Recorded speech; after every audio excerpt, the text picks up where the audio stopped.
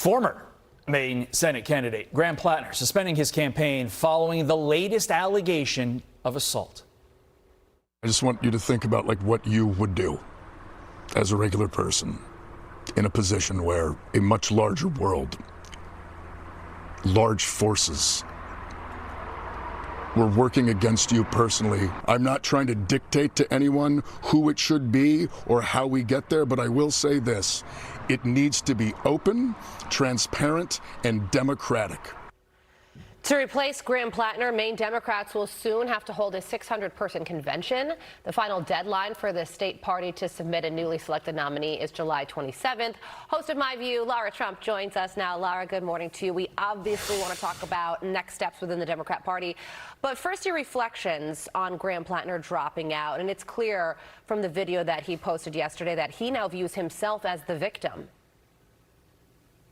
Yeah, it's all so messy, but it's all so predictable, Carly. I mean, look, this whole situation, I think, says far more about the Democrat Party and who they actually are at their core than it really does about Graham Platner. We've known who Graham Platner is for a long time, whether the Reddit posts, the multiple abuse allegations from multiple women, or, I don't know, a Nazi tattoo. We've known that he's been a bad candidate from the beginning and pretty clearly a bad guy, but the Democrat Party was willing to look the other way and tell Americans and Maine voters they should look the other way and vote for him anyway, all because they want so desperately to retain power and regain power, especially, in these Senate races. And I think that's what people need to start paying attention to. How can you possibly trust a party that is basically willing to lie to you and tell you that this guy is okay?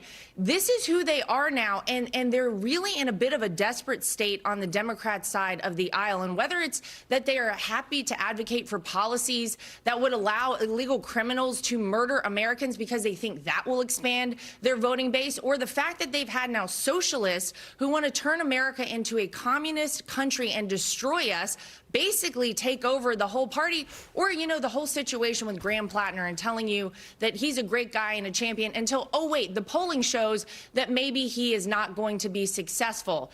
That is who the Democrats are, and it's really shocking, and every American needs to believe them when they tell us who they are. Yeah, I think it's clear, Lara, that if the poll showing Susan Collins beating Graham Platner came out in March, this story would have come out in March. It's only when they said, hey, this guy's not working for us anymore, much like Swalwell, the list goes on, that they kick him to the curb. So like Carly alluded to, what comes next? Democrat leaders and not Democrat voters will select Platner's replacement. Seems like that's a pattern in the Democrat Party, Lara.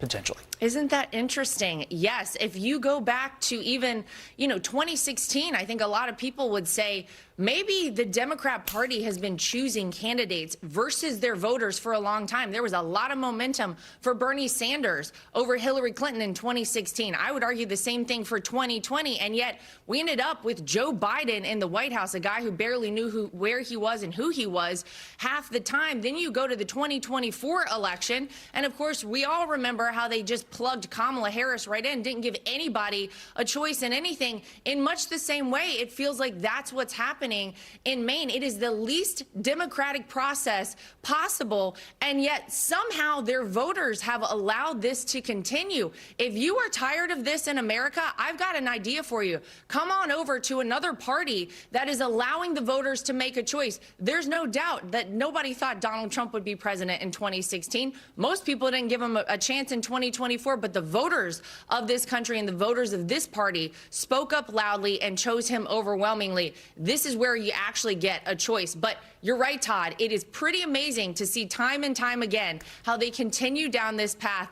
I hope their voters wake up. I hope they realize this is not the way to do things in the United States of America. Let's see how long it works out for the Democrats. Yeah, and Jennifer Rakicot, Graham Platner's latest accuser, said that she knew that in coming forward with these allegations that there would be people who believe her, but also would still vote for Graham Platner. And she said that even some of her own friends felt that way. I think that's a a really sad reflection on how divided this country is and how hatred of the other side just clearly rules the day. But we will see how all of this plays out as Graham Platner is now out of the Senate race. Lara, thank you so much for joining us. Have a great day. Good to see you. Fox. Be sure to like and subscribe for all the Fox News latest on YouTube and catch full shows streaming now on Fox One.